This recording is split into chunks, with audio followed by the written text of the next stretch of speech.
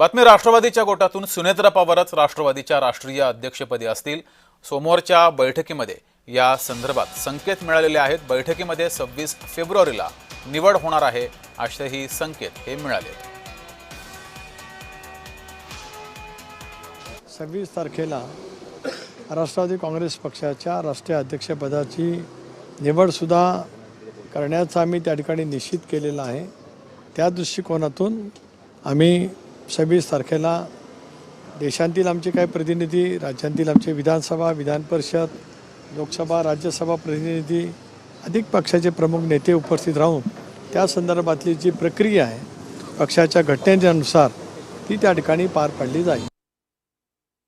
आणि सर्वच आमदारांनी बहिणींच्या नेतृत्वावरती विश्वास दाखवत आगामी कालावधीमध्ये पक्ष संघटना मजबूत करण्याच्या कामामध्ये अधिक झोकून देऊन काम करावं असा निर्धार त्या ठिकाणी व्यक्त करण्यात आला।